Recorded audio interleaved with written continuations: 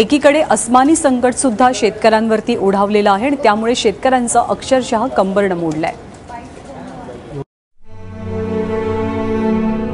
Kishore कुलकर्णींनी gallon वांग्याचा पहिला lot मंगळवारी हैदराबादला पाठवला। भाव मिळाला 15 रुपये किलो। त्यामुळे 2 एकरात 15 लाखांचं उत्पन्न मिळेल अशी आशा होती। पण बुधवारी 4 वाजता गारपीट काळ बनून आली।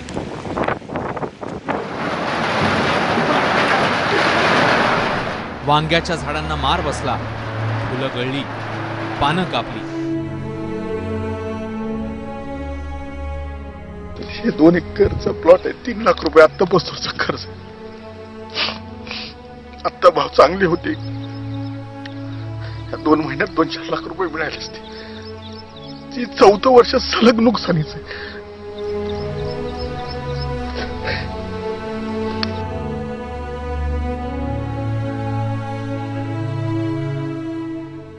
बीड जिल्ह्यात वीज पडून 5 जण ठार झाले।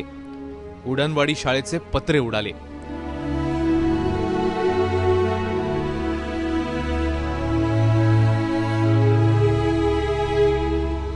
धारूर तालुक्यातील काटेवाडीच्या सुदाम मुंडेंनी 4 एकर खरबूज लावली होती। 6 लाख मिळतील अशी आशा होती, पण गारपिटीने खरबुजाचं काय केलं बघा।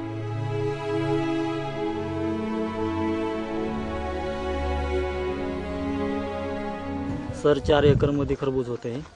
आम्ही खूप रात्रमध्ये मेहनत घेतली, पाणी दिलं, खत सोडे, खूप काही खर्च केला। ह्याला 1.5-2 लाख रुपये खर्च झाला आहे आमचा। अचानक काल 3-4च्या दरम्यानमध्ये वातावरण बदल झाला आणि अचानकच वारा आणि गारपिटीचा हे झाला, म्हणजे शिडकाव चालू झाला आणि खूप काय म्हणजे आम्हाला बाहेर बघता पण आलं नाही, एवढी नुकसान झाली। खूप म्हणजे आमची कमीत कमी 6 लाख रुपयाची नुकसान आहे। सोलापूर, पंढरपूर, अक्कलकोट परिसरातल्या डाळिंबाच्या, द्राक्षांच्या बागा झोपून गेल्यात। किमान 700 एकर शेतीचं नुकसान झालंय।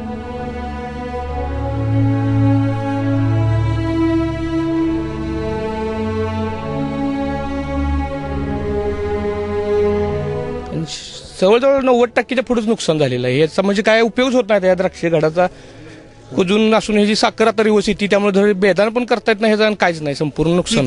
किती एकर बाग होती तुमची? माझी 7 एकर बाग होती।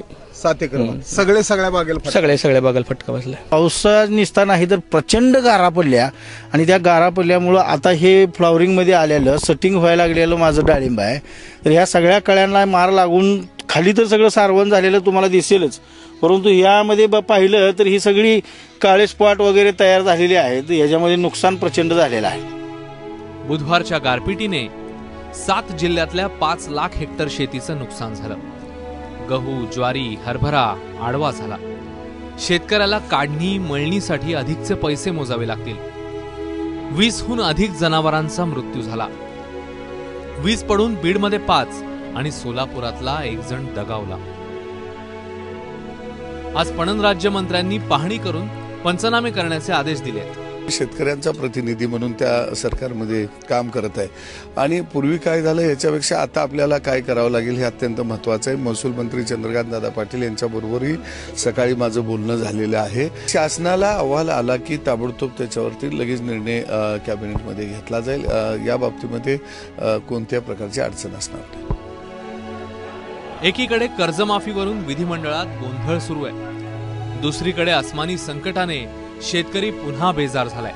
1-2 वेळा कर्जमाफी करून मतांचं राजकारण होईल, पण शेतमालाला योग्य भाव, कोल्ड स्टोरेजची व्यवस्था आणि हवामान बदलाचा अभ्यास करण्यासाठी स्वतंत्र विभाग अशा पायाभूत प्रश्नांचं काय, याचं उत्तर कोणाकडेच नाहीये। ब्युरो रिपोर्ट, एबीपी माझा।